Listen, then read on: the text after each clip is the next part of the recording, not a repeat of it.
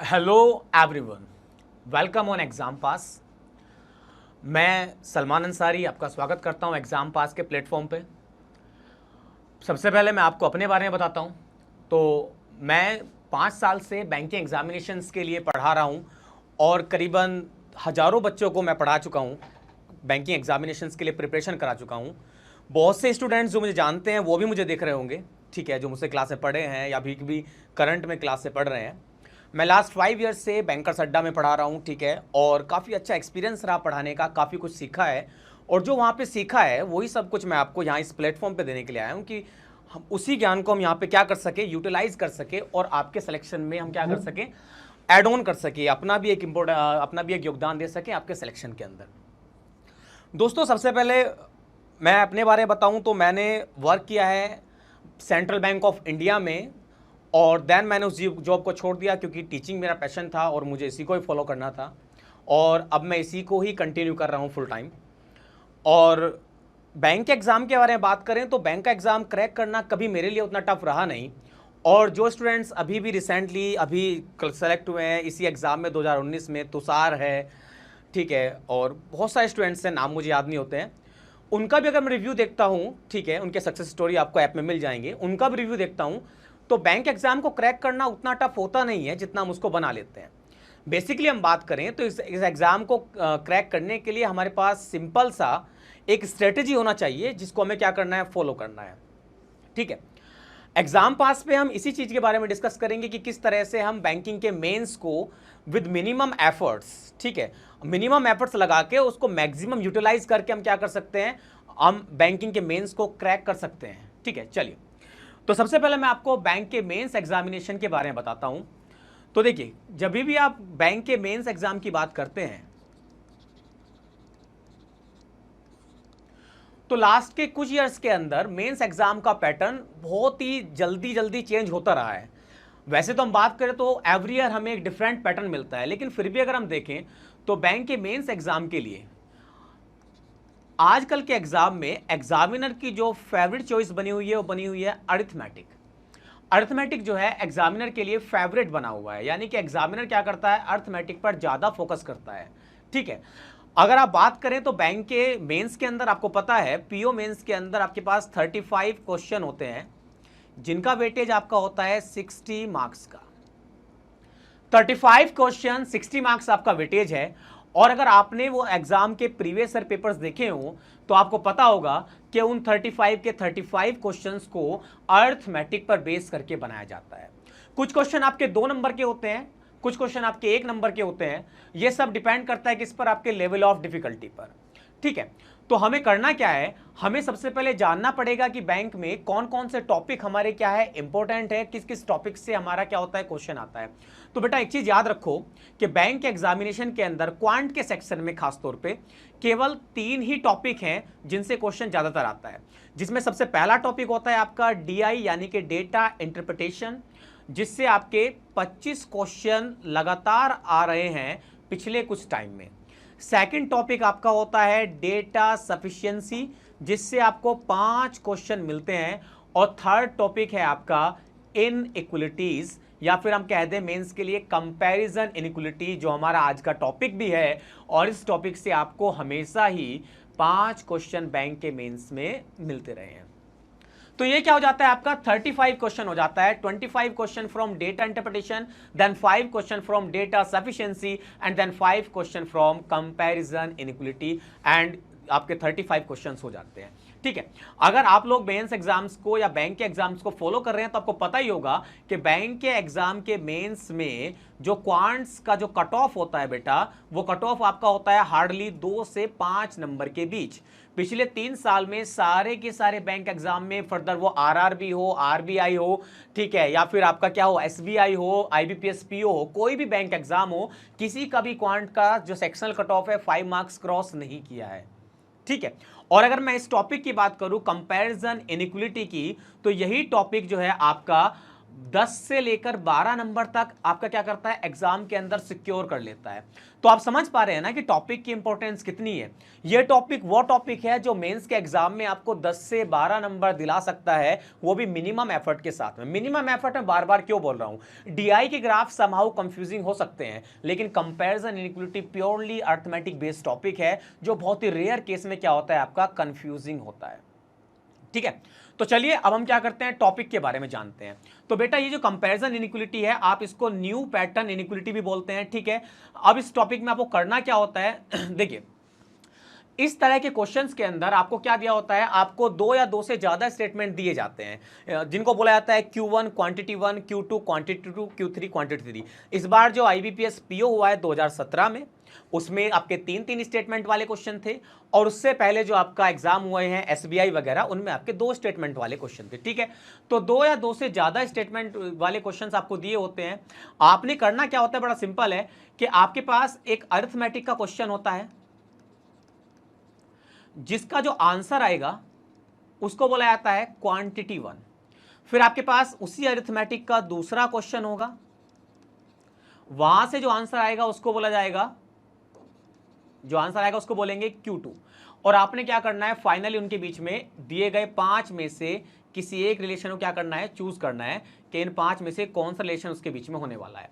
ठीक है, फर्ज करते हैं, मैं यहां पे आपको समझा देता हूं। मान लीजिए जो आपका Q1 है, Q2 है, जो आपका Q1 50 आ गया, Q2 आपका 60 आ गया।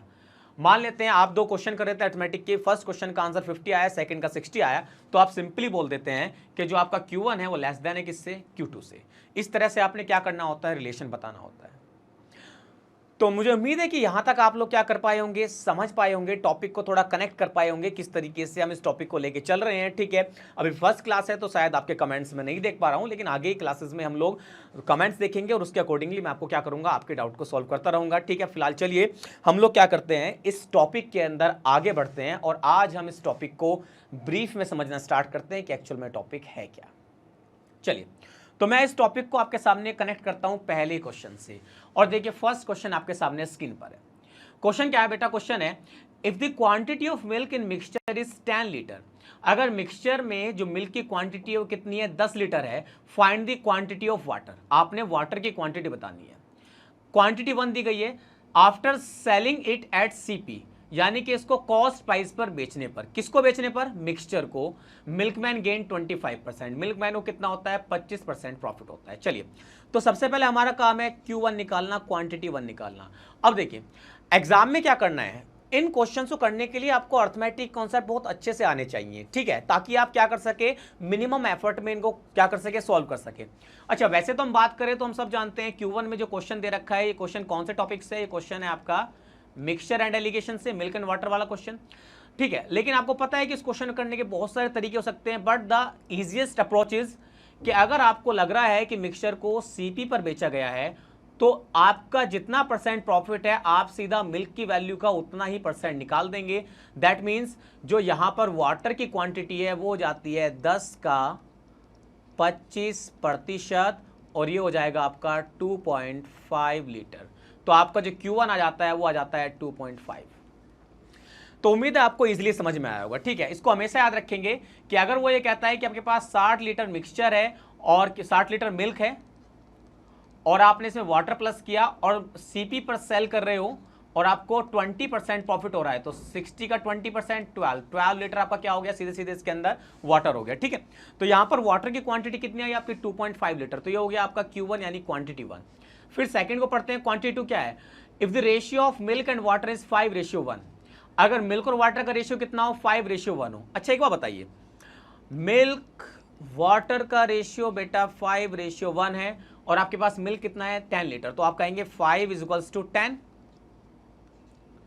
5 2 10, तो 1 2 जा कितना होता है 2, तो इसका मतलब आपका वाटर कितना हो गया, 2 लीटर हो गया। ठीक है, तो आपको क्या हो जाती है, यहाँ पे दोनों वैल्यू मिल जाती है। ठीक है, कि आपका जो Q1 है वो कितना है, 2.5 लीटर है, और जो आपका Q2 है वो कितना है, आपका 2 लीटर आपका बन के आया है। ठीक है, तो Q1 2.5, Q2 2, तो आपका रिलेशन क्या आता है, आपका रिलेशन आता है कि quantity 1 is greater than quantity 2। यही क्या है आपका आंसर है, यानी फर्स्ट ऑप्शन ए आपका क्या है, आंसर है। तो उम्मीद करता हूं ये क्वेश्चन आपको बहुत अच्छे से समझ में आया होगा। क्वेश्चन इजी था सर करने के लिए, ठीक है, बड़ा ही इजी क्वेश्चन था, आप इसको समझ पाए होंगे, ठीक है। चलिए, तो आप इसको क्या कर सकते हैं, दोबारा बाद में वीडियोस को देख के इनको रिवाइज भी कर सकते हैं चीज़ों को समझने के लिए, ठीक है। वैसे मैं आपको बता दे रहा हूं कि ये देखिए, हमने बैच को, मेंस को टारगेट करके हमने क्या किया, इस बैच को सोचा है। तो ठीक है, चीज़ें हम बेसिक से लेके चलेंगे, लेकिन थोड़ा बेसिक आपको भी आना चाहिए टॉपिक का, ताकि आप उसको क्या कर पाएँ, कनेक्ट कर पाएँ, ठीक है। तो हमारे फर्स्ट क्वेश्चन का आंसर था Q1 is greater than Q2। आइए बढ़ते हैं हमारे सेकंड क्वेश्चन की तरफ। आइए, तो सेकंड क्वेश्चन है कि find the present age of A की परसेंटेज बताइए कि ए की परसेंटेज कितनी है, ठीक है। आपको जो क्वांटिटी वन दिया है वो दिया है आपका 3 years before, ratio of age of A and B was 5:6, 3 year hence this ratio will become 6:7। अच्छा, उसने आपको कहा कि 3 साल पहले ए और बी की जो एज थी उसका रेशियो कितना था बेटा, 5:6 था, और 3 साल बाद में ए और बी की जो एज हो जाएगी उसका रेशियो कितना हो जाएगा, 6:7 हो जाएगा। देखो इस तरह क्वेश्चन कैसे सॉल्व करते हैं, एज का क्वेश्चन है। अगर आपको ये लग रहा है कि रेशियो आपको सेम टाइम पर दिए गए हैं, जैसे कि 3 साल पहले ए, 3 साल पहले बी, 3 साल बाद ए, 3 साल बाद बी, तो इसको रेशियो से बना सकते हो। बनाएंगे कैसे, बड़ा सिंपल सा अप्रोच है कि बस आपको ध्यान रखना है कि यहां पर ये जो रेशियो है, रेशियो में दोनों के रेशियो में इक्विवेलेंट इंक्रीमेंट होना चाहिए, दोनों का रेशियो बराबर बढ़ना चाहिए। अगर हम यहां ध्यान से देखें तो देखो, ए की एज भी रेशियो में कितनी बढ़ी है, 1 यूनिट, बी की एज भी रेशियो में कितनी बढ़ी है, 1 यूनिट, और इसी 1 यूनिट की वैल्यू अगर हम बात करें तो एक्चुअल देखो, ए की एज जो है यहां पर थी -3, यहां पर +3, तो ए की एज कितनी बढ़ी है, 6 ईयर्स, -3 से +3 से कितना होता है, 6, तो हम कहेंगे कि जो 1 यूनिट है इसकी वैल्यू कितनी है, 6 ईयर के बराबर है, ठीक है। तो 1 यूनिट की वैल्यू 6 ईयर है, तो इस 5 की वैल्यू कितनी हो जाएगी, 30, इस 5 की वैल्यू कितनी हो जाएगी, 30, तो यानी कि 3 साल पहले जो ए की एज थी वो कितनी थी, 30 साल थी। तो प्रेजेंट में जो ए की एज हो जाएगी वो कितनी हो जाएगी, वो हो जाएगी 30 + 3, कितनी आती है, 33 साल, और यही क्या जाता है आपका Q1 आ जाता है। मैंने आपको बताया कि अगर दोनों के एज का सेम टाइम का रेशियो दिया है तो रेशियो में डिफरेंस क्या होना चाहिए, सेम होना चाहिए, और उसके बाद आप सीधे डिफरेंस को नंबर ऑफ ईयर से इक्विवेलेंट करके वैल्यूज निकाल सकते हैं। आइए, तो ये तो बात हो जाती है Q1 की। अब आते हैं क्वांटिटी 2 की तरफ। अच्छा चलिए, क्वांटिटी 2 में क्या दे रखा है, 11 years before ratio of age of A and B was 1:3। अच्छा, तो 11 years बिफोर ए की एज होगी, उसको लिखेंगे a - 11, बिफोर का मतलब पहले, बी की 11 years पहले को लिखेंगे b - 11, और ये जो रेशियो था ये कितना था बेटा, ये था 1:3। देन क्या कर रहा है, 11 year hence the ratio will become 1:2, hence मतलब बाद में, तो a + 11 ratio b + 11, it will be 1:2। अब देखिए यहां पर भी ये बात तो सेम है कि ये -11 है, -11 है, +11 है, +11 है, लेकिन कंफ्यूजन क्या है कि देखिए यहां पर ए की एज में तो इंक्रीमेंट हुआ ही नहीं और बी में क्या हुआ है, डिक्रीमेंट। तो कभी कभी ऐसा भी पॉसिबल है कि जो आपकी वैल्यूज हैं वो वैल्यूज आपकी क्या होती है, या तो डिफरेंट बढ़ जाए या फिर बढ़े ना, कम हो जाए। तो आप क्या करेंगे, इन दैट केस आप ऊपर वाले नंबर्स का डिफरेंस लेंगे, 3 और 1 का डिफरेंस कितना होता है, 2, यहां लिख लेते हैं। नीचे वाले दोनों नंबर का डिफरेंस लेंगे, उसको इधर लिख लेते हैं, और इन दोनों को क्या कर देंगे, क्रॉस मल्टीप्लाई कर देंगे। दोबारा समझिए मैं क्या कह रहा हूं, आपने क्या किया, आपने ऊपर वाले 3 1 का डिफरेंस 2 यहां पे लिखा, 2 और 1 का डिफरेंस 1 यहां पे लिखा, उनको क्या कर दिया, क्रॉस मल्टीप्लाई कर दिया। आइए, तो नए रेशियो मिल जाते हैं, ठीक है। तो 1 का मल्टीप्लाई ऊपर होगा तो रेशियो स्टिल 1:3 ही रहेगा, लेकिन नीचे जो आपका रेशियो था वो चेंज हो जाएगा किसमें, 2 1 जा 2 और 2 2 जा 4। तो आपके जो नए रेशियो आते हैं वो आ जाते हैं ये 1 3 और 2 4। अब आप क्या करेंगे, इन्हीं के अकॉर्डिंग क्वेश्चंस को क्या करेंगे, सॉल्व करेंगे, ठीक है। आइए, तो फिर से देखिए, ए में इंक्रीमेंट कितना हुआ है, 1, बी में इंक्रीमेंट कितना हुआ है, 1, लेकिन ये तो रेशियो में है ना। अब ईयर्स में देखते हैं, 11 ईयर बिफोर, 11 ईयर हैंस, 11 + 11 कितना होता है, 22, तो 1 यूनिट किसके इक्वल है, 22 ईयर्स के। अगर 1 22 के बराबर है तो दैट मीन्स यहां पे 22 हो जाता है, ठीक है ना। और ये 22 ईयर्स ए कब था, 11 ईयर्स बिफोर, तो जो प्रेजेंट ए हो जाएगा वो आ जाएगा 22 + 11 = 33 ईयर्स। तो यहाँ पे Q2 यानी क्वांटिटी 2 आपका कितना आया था, 33 आ जाता है। क्वांटिटी 1 आपने अभी निकाला, कितना आया था, 33। क्वांटिटी 2 भी आपका कितना आता है, 33। तो यहाँ पर आपका रिलेशन क्या आता है, यहाँ पर रिलेशन आता है कि क्वांटिटी 1 = है किसके, क्वांटिटी 2 के। यही क्या आपका रिलेशन आता है। तो उम्मीद करता हूं कि दोनों क्वेश्चंस को आप समझ पाए होंगे, दोनों क्वेश्चन आपके लिए क्या रहे होंगे, इजी रहे होंगे अगर आपने इनको पहले पढ़ा होगा तो। अगर आप बिगिनर्स हैं, ठीक है, तो सबसे पहले आपको अपने बेसिक्स को थोड़ा स्ट्रांग करना पड़ेगा ताकि आप इनको क्या कर पाए, समझ पाए, ठीक है, क्योंकि ये सब क्या है कि आपका मेंस का मटेरियल है, ठीक है, प्री के पहले कॉन्सेप्ट्स आपको पढ़ने पड़ेंगे। फिलहाल चलिए मैं आपको लेके चलता हूं थर्ड क्वेश्चन की तरफ, और थर्ड क्वेश्चन आपके सामने स्क्रीन पर है। अब मैं आपको रियल टाइम ओवरव्यू दे रहा हूं कि एक्चुअल में एग्जाम में कैसे क्वेश्चन आते हैं, इसलिए मैंने क्या किया है, मैंने एग्जाम वाला क्वेश्चन आपके सामने कंटिन्यू किया है, ठीक है। तो थर्ड जो क्वेश्चन है आपका वो लिया गया है कहां से, आपका state bank of India PO 2018 से। आप जानते हैं इस एग्जाम की कट ऑफ शायद क्वांट्स की 1.5 नंबर थी, ठीक है, और ये अकेला ही क्वेश्चन आपका क्या था, 2 नंबर का था। तो 2 नंबर में इतना इजी क्वेश्चन है, 1.5 नंबर कट ऑफ है यार, इसका मतलब बैंक के एग्जाम के कट ऑफ को क्लियर करना उतना डिफिकल्ट नहीं है, जैसे कि मैं आपको बोल भी रहा था। फिलहाल चलिए हम लोग क्या करते हैं, इस क्वेश्चन को समझते हैं। आइए सबसे पहले क्वेश्चन को पढ़ते हैं। तो क्वांटिटी 1 क्या है, क्वांटिटी 1 है आपका, ठीक है, कि उसमें दिया है कि area of circle given in figure is half the area of rectangle. इस फिगर के अंदर जो सर्कल दिया है उसका जो एरिया है वो रेक्टेंगल के एरिया का क्या है, हाफ है। Value of percent by which length of rectangle is more than the breadth. तो जो लेंथ है वो ब्रेड्थ से जितना परसेंट ज्यादा है उसी परसेंटेज वैल्यू को बोला गया है Q1, ठीक है। चलिए स्टार्ट करते हैं। अच्छा, अगर मैं इस रेक्टेंगल की जो लेंथ है उस लेंथ को अगर मैं L और ब्रेड्थ को B मान लूं तो एरिया ऑफ रेक्टेंगल हो जाएगा L इंटू बी, ठीक है। अच्छा, सर्किल की जो रेडियस है आप उसको कितना मान लेते हैं, R, तो ये R है, तो सर्किल का डायमीटर कितना होता है, 2R। तो यहां पे देखो जो 2R है वो आपका बराबर किसके है, B के, तो R बराबर कितना हो गया, B/2। सबसे पहले तो सर्किल की रेडियस जो है वो क्या है आपकी, रेक्टेंगल की ब्रेड्थ से हाफ है, ठीक है। और अगर मैं एरिया ऑफ सर्किल निकालता हूं तो सर्किल का एरिया आप जानते हैं क्या होता है, pi r square, that means pi into r कितना है, B/2। तो यहां पे रखेंगे हम कितना, B/2 का होल स्क्वायर, दैट मीन्स ये हो जाएगा पाई B² डिवाइड बाय 4, ठीक है। चलिए, तो हमें क्या है, यहां पे हमको दोनों एरिया मिल गए। अब हम क्या करते हैं, क्वेश्चन के अकॉर्डिंग जो हमें रिलेशन दिया गया है उस रिलेशन को पुट करते हैं। रिलेशन क्या है, रिलेशन था कि in given figure area of circle is half the area of rectangle. तो सर्किल का जो एरिया है दैट मीन्स जो हमारा पाई आर स्क्वायर है वो हाफ है किसके, बराबर है किसके, half of area of rectangle L into B के। बी से बी क्या होता है, सॉरी, पाई आर स्क्वायर यहाँ पे हम रख लेंगे पाई B²/4। इस B से B क्या हो जाता है बेटा, कैंसिल आउट हो जाता है, ठीक है। अच्छा, पाई की वैल्यू कितनी होती है, 22/7। इस B को ले आते हैं इधर, तो यहां पे बच जाएगा पाई मतलब 22/7 के डिवाइड में 4 ऑलरेडी था, और ये, ठीक है, और ये वाला जो 2 है चला जाएगा मल्टीप्लाई में, और ये बराबर किसके हो जाएगा, L डिवाइड बाई B के। चलिए 2 से 4 2 टाइम्स, 2 से 22 11 टाइम्स, तो यहां से अगर हम बात करें तो L और B का रेशियो आता है 11:7। अब आपको बताना है कि ये जो लेंथ है ये ब्रेड्थ से कितना ज्यादा है। तो देखो सर, ये आता है आपका 4/7 इंटू 100। भाई ये देखो ये कितना एक्स्ट्रा है, 4 कितने पे, 7 पे, इंटू 100। अच्छा, 1/7 को कितना परसेंट बोलते हैं, 14 2/7%। तो 4/7 का मतलब 4 से मल्टीप्लाई कर दो, 14 4 जा 56 और 4 2 जा 8। तो मेरे हिसाब से ये आ जाना चाहिए आपका 57 1/7%। तो Q1 जो आपका आता है, Q1 आपका आता है 57 1/7%, ठीक है, ये तो आपको पता लग गया।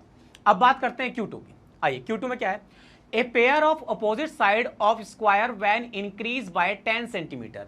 एक स्क्वायर के अपोजिट साइड के पेयर को, अपोजिट मतलब जैसे कि देखो अगर ये स्क्वायर आप यहां मान ले रहे हैं और आपने स्क्वायर की चारों साइड को कितना मान लिया, ए ए ए और ए, तो अगर आप इसके किसी एक पेयर को क्या करते हैं, 10 सेंटीमीटर इंक्रीज करते हैं, यानी कि इधर 10 बढ़ा देते हैं, इधर 10 बढ़ा देते हैं, तो ये क्या बन जाएगा, रेक्टेंगल बन जाएगा। ये नई फिगर होगी, ठीक है। इनिशियल फिगर जो थी मैं उसको क्या कर देता हूं, क्रॉस कर देता हूं, ये इनिशियल स्क्वायर था, ये नया है, ठीक है। तो क्या करा, a pair of opposite side of square when increase by 10 centimetre, area of figure increase by 400 centimetre square. ऐसा करने से क्या हुआ, जो फिगर है उसका एरिया कितना बढ़ गया, 400 बढ़ गया। दैट मीन्स नया एरिया पुराने एरिया से कितना ज्यादा है, 400। अच्छा, नया एरिया का मतलब क्या है भाई, नया फिगर क्या है, रेक्टेंगल। तो नया एरिया कैसे निकालेंगे, L इंटू बी करके। तो नया एरिया हो जाएगा A इंटू A प्लस 10, और पुराना हो जाएगा स्क्वायर का एरिया A स्क्वायर, माइनस करो बराबर किसके, 400 के। अच्छा देखो यहां पर जाएगा A स्क्वायर प्लस के 10A is equals to, sorry, minus A square is equals to 400। यहां पे A स्क्वायर से A स्क्वायर कैंसिल, A की वैल्यू कितनी आती है बेटा, A की वैल्यू आती है 40। ठीक है। तो ए की वैल्यू क्या आती है 40 आती है, यानी कि जो स्क्वायर था उसकी साइड 40 थी और जो नया आया है उसमें एक साइड 40 है और दूसरी 40 प्लस 10 कितनी हो जाएगी 50 हो जाएगी। Value of percent by which area increase, आपको बताना है एरिया कितने परसेंट बढ़ा है। तो देखो इनिशियली जो एरिया होता होगा वो होता होगा आपका 40 का स्क्वायर दैट मीन्स 1600, नया एरिया है आपका 40 इंटू 50 दैट मीन्स कितना हो जाता है 2000। तो बेटा कितना बढ़ा है 400 बढ़ा है, कितने पर 1600 पर, मल्टीप्लाई 100 से कर दो तो ये कितना आता है आपका, ये आता है आपका 25%। ठीक है, तो यानी कि एरिया में इंक्रीमेंट कितना हुआ है 25% हुआ है। ठीक है, तो यहां पर हमें जो Q1 मिला वो Q1 कितना मिला था हमें 57 1/7, ये हमारा Q1 था। Q2 कितना मिला है 25%। तो Q2 क्या है लेस देन है किससे Q1 से, तो हमारा रिलेशन क्या आता है, हमारा रिलेशन आता है कि Q1 is greater than Q2। ठीक है, इस तरीके से आपने क्वेश्चन को करने होते हैं मेंस के अंदर। देखो आपको पता ही है कि आपके जो 35 क्वेश्चन होते हैं उसके लिए किसी एग्जाम में आपको 45 मिनट मिलते हैं, किसी में 60 मिनट ही मिलते हैं। तो आपके पास टाइम बहुत होता है क्वेश्चन करने के लिए, बस होना ये चाहिए कि आपको कॉन्सेप्ट्स की नॉलेज हो ताकि आप क्वेश्चंस को क्या कर सके, कंटिन्यू कर सके क्वेश्चंस को, मतलब वहां पे आप सॉल्व कर सके। ठीक है, कॉन्सेप्ट्स के लिए हम लोग अपने ही ऐप पर एक कोर्स लेके भी आ रहे हैं। ठीक है, जिसमें हम आपको पूरा अर्थमेटिक पढ़ाएंगे, बैंकिंग के लिए भी पढ़ाएंगे, एसएससी के लिए पढ़ाएंगे। ठीक है, जिसमें आपको बैंकिंग और एसएससी के मेंस के बेसिक्स को सिखाया जाएगा ताकि आप किसी भी क्वेश्चन पर अटके ना। ठीक है, उसके लिए हमारे प्रतीक सर जो हमारे इंस्पेक्टर है एक्साइज में ऑलरेडी सिलेक्टेड है, वो आपको गाइड करेंगे क्वांट्स के लिए। ठीक है, तो आप लोग क्या करते रहिए, ऐप पे बने रहिए, लगातार चेक करते रहिए। ठीक है, और आपके सारे सवालों को हम यहीं पे क्या करेंगे, हल करेंगे। आपकी पूरी प्रिपरेशन की जिम्मेदारी हम लेते हैं एग्जाम पास पे। ठीक है, तो फिलहाल चलिए ये क्वेश्चन आपको समझ में आया होगा। कुछ लोगों को हो सकता है क्वेश्चन समझने में थोड़ी डिफिकल्टी हुई हो, एज कि उन्होंने मेंसुरेशन नहीं पढ़ा, तो मैं उनसे यही कहूंगा कि इस क्वेश्चन को एक बार आप दोबारा पढ़ने का ट्राई करना, एक बार मेंसुरेशन के कॉन्सेप्ट को पढ़ के, तो आपको तब ये क्वेश्चन और मेरा जो करने का तरीका है वो आपको क्या हो जाएगा, ईजिली समझ में आ जाएगा। दूसरी बात है, कुछ लोग यहाँ पे कहेंगे कि सर आपने ट्रिक्स को यूज नहीं किया है एकदम से। देखो यार, एक बात को आपको ध्यान रखो कि मैं एग्जाम के पॉइंट ऑफ व्यू से पढ़ा रहा हूँ, वहां पर आपके पास में ये क्वेश्चन देखो मुझे रट आया नहीं है कि मैं रट के आया हूँ कि एकदम से वही ट्रिक यूज कर दूंगा, नहीं ऐसा नहीं है। ठीक है, मैं भी क्वेश्चंस को आपके सामने लेके आया हूँ, जैसा एग्जाम में आप सोल्व करते हैं सेम वैसे ही मैं भी सोल्व कर रहा हूँ। ठीक है, आपके पास टाइम होता है आराम से 1 से 2 क्वेश्चन इन्वेस्ट करने के लिए। ठीक है, क्योंकि 35 के 35 क्वेश्चन आप जानते हैं हमें नहीं करने होते हैं, हमें एग्जाम के अंदर हार्डली वहां पे अगर 35 क्वेश्चन है तो हम ट्राई करते हैं कि 20 बना सके। 20 क्वेश्चन यानी कि बहुत ज़्यादा हो जाता है। ठीक है, और अगर इस तरह क्वेश्चन आ जाता है और आप इसको भी छोड़ देते हैं तो यार ये याद रखना कि बहुत बड़ा लॉस है, क्योंकि ये क्वेश्चन बहुत आसान है। हाँ ठीक है, अगर आपने मेंसुरेशन नहीं पढ़ा तब टफ हो सकता है, लेकिन वही तो हमें करना है, हमें हर टॉपिक को क्या करना है, पढ़ के चलना है ताकि हम कंफ्यूज ना हो। ठीक है, चलिए तो फिलहाल मैं ज़्यादा ना बताते हुए फिर से एक और टॉपिक, एक और क्वेश्चन की तरफ बढ़ता हूँ, क्वेश्चन से आपको गाइड करता हूँ। ठीक है, चलिए ये क्वेश्चन भी देखो आपका SBI PO 2018 के एग्जाम से लिया गया है, फ्रॉम दिस सेम एग्जाम। ठीक है, और क्वेश्चन आपका क्या है, टाइम एंड वर्क का है। क्वेश्चन क्या है देख लेते हैं। क्वेश्चन है 8 men and 4 women together can complete a piece of work in 6 days। ठीक है, जो आपके पास इंफॉर्मेशन होती है सबसे पहले उसे लिख लिया करो। 8 men प्लस 4 women एक काम को कर सकते हैं 6 दिन के अंदर, लिख लिया। Work done by a man in 1 day is double the work done by a woman in 1 day। फिर वो कह रहा है, क्या कह रहा है, वो कह रहा है कि एक मैन जो एक दिन में काम करता है, ये बेसिकली एफिशिएंसी की इंफॉर्मेशन है, वो वुमेन से क्या है, डबल है, यानी कि 2:1 का रेशियो मैन और वुमेन की एफिशिएंसी में। ठीक है, फिर वो कह रहा है 8 men and 4 women started the work, इन्होंने काम शुरू किया। आफ्टर 2 days 4 men लेफ्ट, और 4 दिन के बाद में 2 दिन के बाद में 4 मैन चले गए, and 4 new women join the work, और 4 नई वुमेन ने वर्क को ज्वाइन किया है।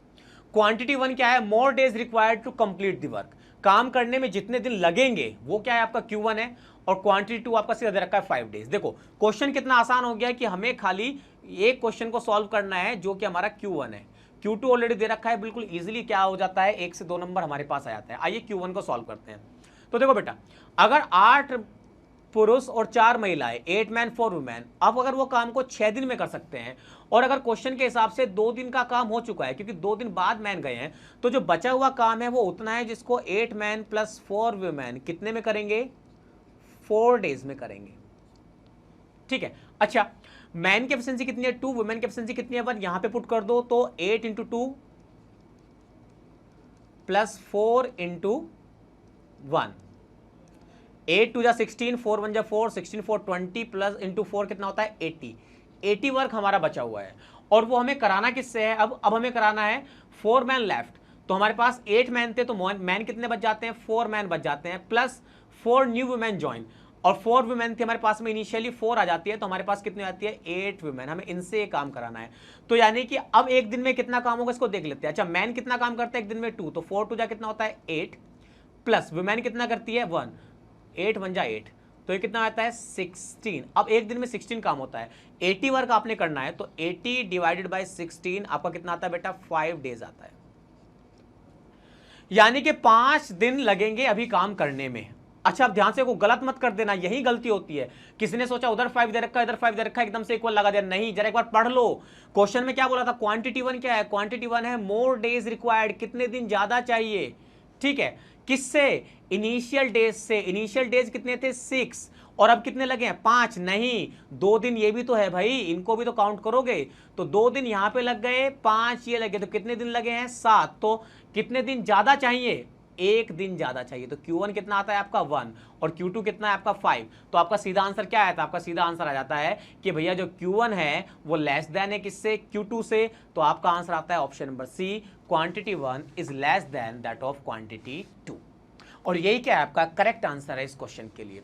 तो होप आप में से बहुत सारे स्टूडेंट्स ने मेरे से पहले इस आंसर को क्या कर लिया होगा? निकाल लिया होगा। ठीक है, उन्हें बधाई कि आप बहुत अच्छे से क्वेश्चन कर पा रहे हैं।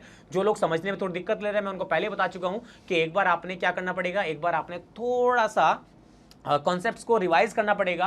मैंने कल टेलीग्राम ग्रुप में आपको इसीलिए रात में आपको बताया भी था कि एक बार अपने कॉन्सेप्ट्स को रिवाइज कर लीजिए। बाकी जो भी आपके सजेशंस हैं, आपके डाउट्स हैं, वो आप टेलीग्राम ग्रुप में भेज सकते हैं, ताकि आगे की क्लासेस को अकॉर्डिंगली किया जा सके, आपके अकॉर्डिंग किया जा सके, ताकि आपको चीज़ें बहुत आराम से समझ में आए। ठीक है, तो आप फ्री है वहाँ पर अपना सजेशन, अपने रिव्यूज़ देने के लिए। ठीक है, प्लीज़ रिव्यू दीजिए क्लास का, ताकि हम समझ पाए कि क्या अभी रिक्वायरमेंट है आपके लिए।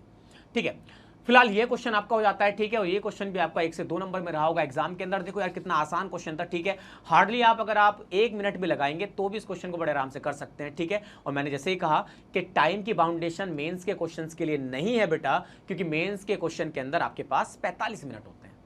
ठीक है, चलिए तो फिलहाल हम बढ़ते हैं किसकी तरफ? हम बढ़ते हैं अगले क्वेश्चन की तरफ, और अगला क्वेश्चन ये रहा आपके सामने। ठीक है, चलिए क्वेश्चन देखिए क्या है। क्वेश्चन है, a vessel contains 2.5 litre of water and 10 litre of milk. चलिए, एक वेसल है जिसके अंदर वाटर कितना है बेटा? 2.5 लीटर, और मिल्क कितना है? 10 लीटर। अब क्या कर रहा है? 20% of the contents of the vessel are removed. Vessel के जो कंटेंट्स है उनका 20% निकाल लिया गया। तो देखो 20% का मतलब कितना होता है? 20% का मतलब होता है 1/5। अच्छा, 2.5 का 1/5 कितना हो जाएगा? 0.5 माइनस कर दो, तो यानी वाटर बच गया 2 लीटर, और 10 का 1.5 हो जाएगा 2 लीटर, माइनस कर दो, तो यहाँ पे कितना हो जाएगा आपका? ये हो जाएगा आपका 8 लीटर। ठीक है, तो 20% निकाल लिया, तो आपके पास अभी वाटर बचा हुआ है 2 लीटर, मिल्क बचा हुआ है 8 लीटर। फिर क्या कह रहा है? To the remaining contents x litre of water is added to reverse the ratio. बचे हुए में आपने क्या किया? x लीटर वाटर ऐड किया रेशियो को रिवर्स करने के लिए। अच्छा, किस रेशियो को? जो इनिशियल रेशियो रहा होगा। ठीक है, अब इनिशियल रेशियो क्या था भाई? देखो 2.5 और 10 किस रेशियो में थे? 1:4 में थे। वाटर और मिल्क का रेशियो था। अब इस रेशियो को उल्टा करना है, वाटर 4 मिल्क 1। ठीक है, तो इस रेशियो करना है 4:1।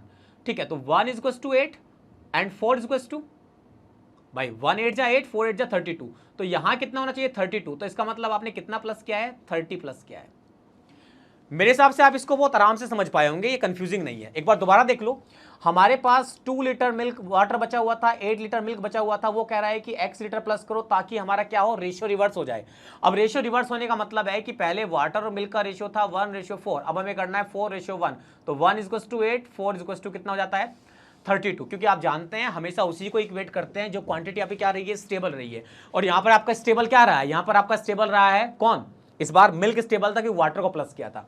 आगे देखते हैं, तो x की वैल्यू कितनी आती है? x आता है हमारा 30 लीटर। बेसिक से भी कर सकते हैं, लेकिन ये अभी हो जा रहा है तो ठीक है, कर ले रहे हैं। अब हमारे पास क्या हो चुका है? बेसिकली यहाँ पे 32 लीटर वाटर हो चुका है, और 8 लीटर स्टिल हमारे पास क्या है? मिल्क है। अब आगे चलते हैं, फिर क्या कर रहा है, then Y litre of milk is added again to reverse the ratio. इस बार किसको ऐड कर रहे हो आप, मिल्क को, अभी तो बताया था जो स्टेबल है उससे करेंगे, तो मिल्क को ऐड किया है तो इस बार वाटर के हिसाब से क्वेश्चन करेंगे, और क्या कर रहा है, अगेन रिवर्स द रेशियो, यानी ये 4:1 फिर से क्या हो जाएगा, 1:4 हो जाएगा, ठीक है, ये 1:4 जाना है, तो इस बार कहेंगे 1:32, क्यों, क्योंकि जिसको ऐड करते हैं कभी उससे क्वेश्चन नहीं करते, क्वेश्चन उससे करते हैं जो स्टेबल बना हुआ है, तो 1:32, ठीक है, तो कितने से मल्टीप्लाई किया है, 32 से, तो 4 × 32 कितना हो जाएगा बेटा, 128 हो जाएगा, ठीक है, तो यहां पे कितना ऐड किया है, 120, तो y का वैल्यू कितना आ गया, 120। अच्छा, Q1 क्या था, क्वांटिटी 1 था आपका वैल्यू ऑफ y, तो वो 120 है, क्वांटिटी 2 क्या था आपका वैल्यू ऑफ x, वो कितना है आपका 30 आया, ठीक है, तो इसका मतलब जो आपके क्वांटिटी 1 है वो ग्रेटर किससे आ रही है, क्वांटिटी 2 से, तो यहां पर जो आपका आंसर आएगा वो कौन सा आएगा, वो आएगा आपका ऑप्शन नंबर ई। ऑप्शंस को बड़े ध्यान से देखना, देखो एग्जाम के जो क्वेश्चंस मैं आपको करा रहा हूं और जो मैंने खुद से शुरू के 2 क्वेश्चन कराए थे, दोनों में आपने एक डिफरेंस तो देखा होगा कि मैंने क्वेश्चंस में ऑप्शन का पैटर्न सेम रखा था, पहले क्वांटिटी 1 ग्रेटर, फिर क्वांटिटी सेकंड ग्रेटर, फिर ग्रेटर इक्वल, फिर लेस देन इक्वल, फिर इक्वल्स टू, लेकिन एग्जाम के अंदर जो ऑप्शन होते हैं वो हमेशा ही कंफ्यूजिंग होते हैं, ठीक है, हर बार ऑप्शन बदल जाते हैं, तो इसलिए बड़े ध्यान से ऑप्शंस को चूज करना है, क्योंकि एग्जाम में ऐसा ना हो कि आप एक गलत ऑप्शन को चूज कर दे उस क्वेश्चन में जो आपको आता था जल्दी में, ठीक है। फिलहाल चलिए, तो ये क्वेश्चन भी क्या था, इजी था। क्वेश्चन किस टॉपिक पे बेस्ड है, क्वेश्चन आपका ये टॉपिक पे बेस्ड था किस पे, या तो आप कह सकते हैं मिक्सचर एंड एलिगेशन, या फिर कुछ लोगों ने इस टॉपिक को पढ़ा होगा किसमें, रेशियो में, इस तरह क्वेश्चंस को, तो आप उन दोनों में से किसी भी एक को कर सकते हैं, उन दोनों में से किसी भी एक टॉपिक में आपने ऐसे क्वेश्चंस किए होंगे, ठीक है। चलिए, तो फिलहाल चलते हैं हमारे अगले क्वेश्चन की तरफ, और अगला क्वेश्चन आपके सामने स्क्रीन पर है।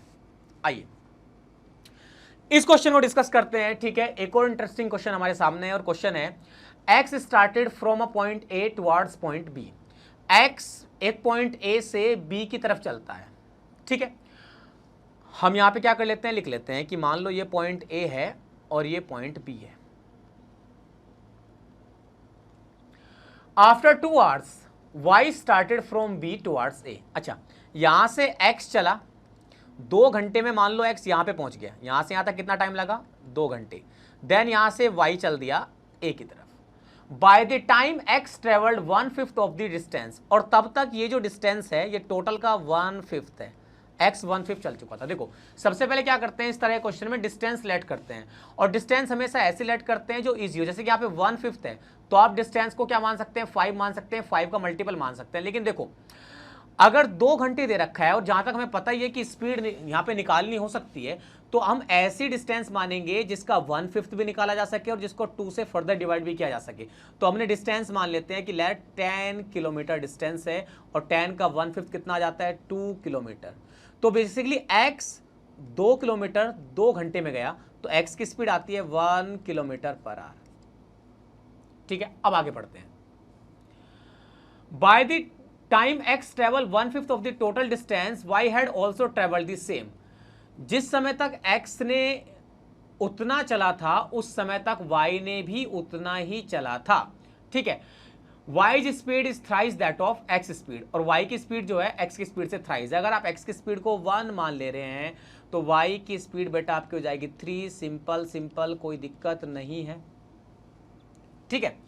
अब यहां पे क्या कर रखा है, सबसे पहला difference in time taken by x and y to reach their respective destinations. तो x और y को उनकी रेस्पेक्टिव डेस्टिनेशंस तक पहुंचने में कितना टाइम लगेगा, ये आपको निकालना है, ठीक है। सॉरी, टाइम का डिफरेंस है वो आपका क्या है, Q1 है। अब देखो यार, आपने 10 किलोमीटर माना है, 10 घंटे इसको लगेगा, ठीक है, और इसको लगेगा 10/3, तो डिफरेंस जो आएगा वो बेसिकली लेस देन 10 ही आएगा।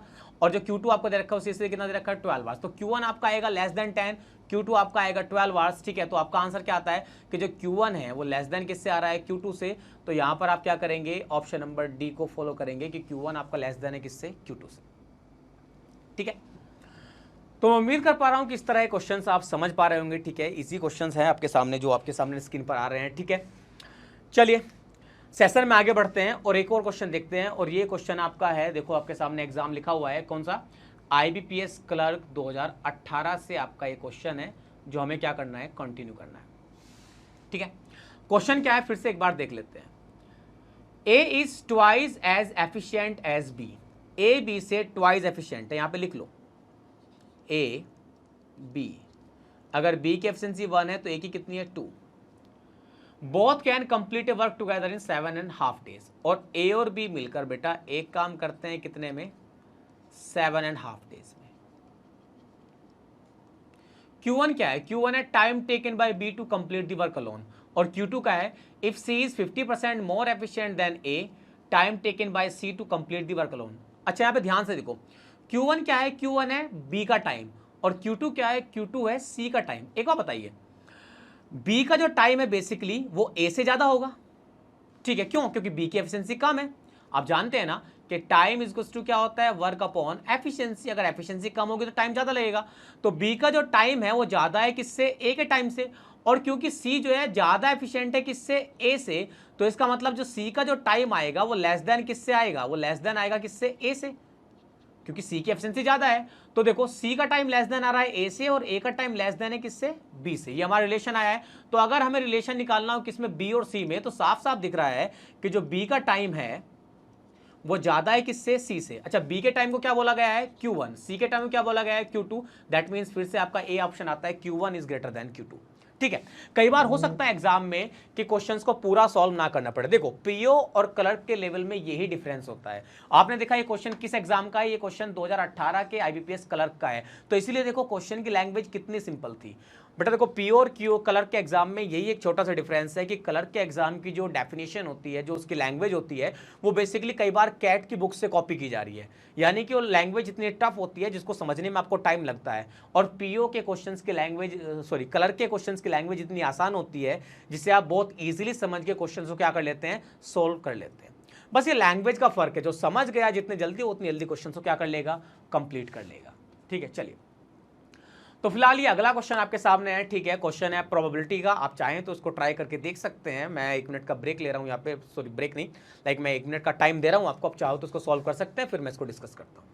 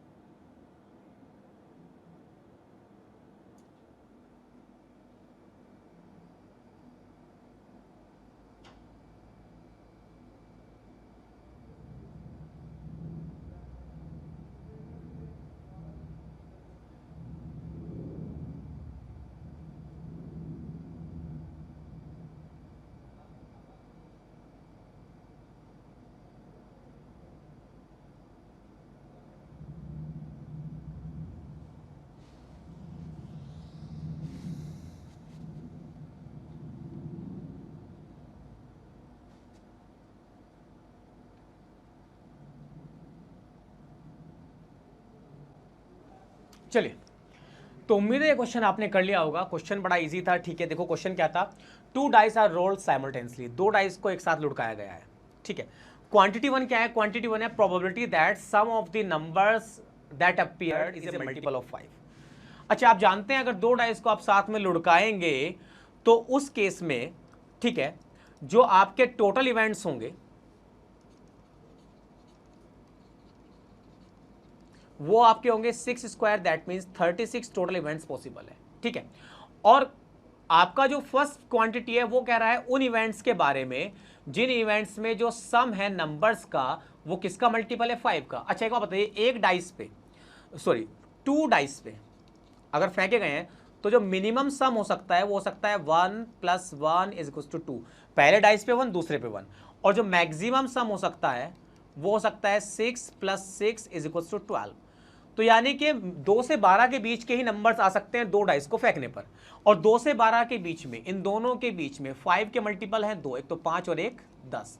तो हमें 5 की प्रोबेबिलिटी और 10 की प्रोबेबिलिटी निकालनी है। अच्छा, अगर हम बात करें 5 के इवेंट की, तो चलो पहले डाइस पे हम मान लेते हैं 3, तो दूसरे डाइस पे कितना आएगा, 2। अच्छा, पहले डाइस पे मान लेते हैं 2, तो दूसरे डाइस पे कितना आएगा 3, उसके बाद है 4 1, उसके बाद है 1 4। ठीक है, ये 4 इवेंट है किसको लेके आने के, 5 को लेके आने के, इसके अलावा कोई इवेंट पॉसिबल नहीं है। ठीक है, क्योंकि देखो 5 तभी आएगा जब 5 से छोटे नंबर्स लोगे, और 5 से छोटे नंबर्स आपके यही है 1 2 3 4, चारों आ चुके हैं। अब हम बात करें किसके इवेंट की, 10 के इवेंट की। ठीक है, तो 10 के इवेंट की बात करें तो चलो, अगर मान लो पहले डाइस पे मैक्सिमम 6 मान ले तो सेकंड पे कितना हो गया 4। अच्छा, पहले डिवाइस पे मान ले, डाइस पे से छोटा 5 मान लेते तो सेकंड पे 5 हो गया, और पहले डाइस पे 4 मान लेते हो थर्ड पे कितना हो गया 6। तो यानी कि आपके पास जो 10 के इवेंट है वो आपके 3 हो जाएंगे, 6 4 5 5 4 6। ठीक है, चलिए, तो ये दो आपके पास जो टोटल है वो 1 2 3 4 5 6 7, आपके पास में टोटल जो पॉसिबल इवेंट हो गए या फेवरेबल आउटकम्स हो गए वो कितने हो गए 7। यानी कि 2 डाइस को फेंकने पर 7 इवेंट हमारे फेवर में है, जिसमें हमारा जो क्या कहते हैं उसको सम आएगा वो मल्टीपल किसका होगा 5 का, और टोटल इवेंट कितने हैं 36। और प्रोबेबिलिटी क्या कहता है, प्रोबेबिलिटी बोलता है favourable outcomes upon total outcomes. तो यानी कि आपका Q1 आ गया 7/36। आइए Q2 की बात करते हैं, तो Q2 आपका 1/6 है। Q2 है बेटा आपका 1/6, दैट मीन 6/36 लिख लूँ, हमें 36 एलसीएम हो जाएगा, तो हमें क्या करना, हमें क्या होगा, हमें इसको समझना आसान होगा। ठीक है, Q2 हो गया 6/36। अब बताइए Q1 ग्रेटर है कि Q2 ग्रेटर है, आपको पता है Q1 ग्रेटर, तो आपका आंसर आता है Q1 is greater than Q2। ठीक है, तो देखो ये क्वेश्चन भी किसका था, IBPS क्लर्क 2018 का था, और आपको पता लगा कि कलर का क्वेश्चन है, तो अगेन आपका क्वेश्चन क्या हो गया, ईजी हो गया। ठीक है, तो एग्जाम के लेवल को समझने का ट्राई करो कि किस एग्जाम में किस लेवल तक का क्वेश्चन आता है। फिलहाल चलिए मैं एक और क्वेश्चन आपके सामने है, फिर से आपको 1 मिनट देता हूं इसको ट्राई करने के लिए, फिर हम लोग क्या करेंगे, इसको डिस्कस करेंगे।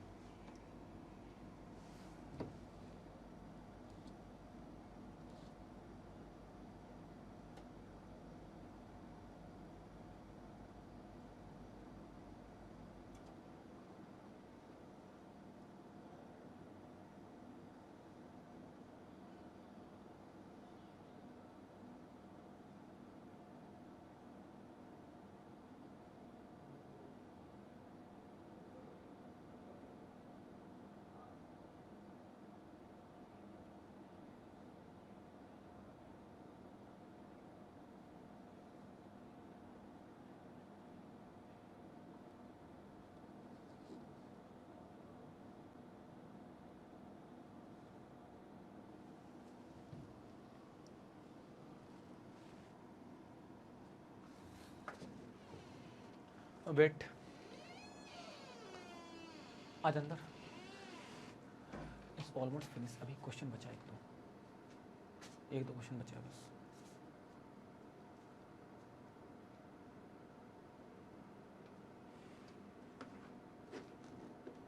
रुक जा, अभी बचा एक दो क्वेश्चन,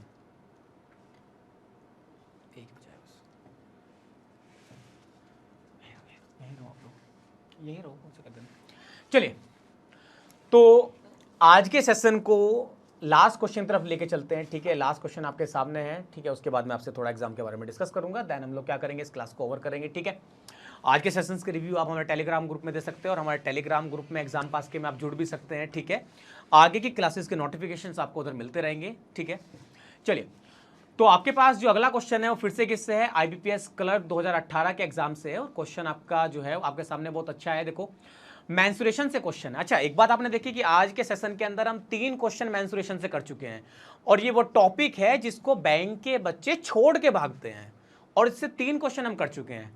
तो यानी कि हर टॉपिक की अपनी अलग इंपॉर्टेंस है यार, आप किसी टॉपिक को भी अंडर एस्टिमेट नहीं कर सकते कि इससे आता ही नहीं है। ठीक है, चलिए, तो आज के लास्ट क्वेश्चन तरफ बढ़ते हैं। क्वेश्चन हमारे सामने है, क्वेश्चन है कि sum of height and diameter of cylinder is 28 metre. ठीक है, एक सिलेंडर के हाइट और डायमीटर मतलब 2 टाइम्स ऑफ आर, इन दोनों का सम कितना है 28 मीटर है। ये मैंने इधर लिख लिया। क्वांटिटी 1 क्या है, क्वांटिटी 1 है curve surface area of the cylinder, यानी कि हमें निकालना है सिलेंडर का CSA, और कर्व सरफेस एरिया का फॉर्मूला क्या होता है 2πRh। तो हमें क्या चाहिए, R और H की वैल्यू चाहिए। ठीक है, और आगे उसने क्या दिया है, whose respective ratio of height to diameter is 3:4। Cylinder के हाइट और डायमीटर का रेशियो कितना है 3:4। अच्छा देखो, हाइट डायमीटर का रेशियो 3:4 हो गया, दोनों का सम कितना है 28, जरा डिवाइड करना, 3 4 7 7 4 जा 28 और 4 3 जा 12, तो क्या वैल्यू 12 और 16 आ जा रही है।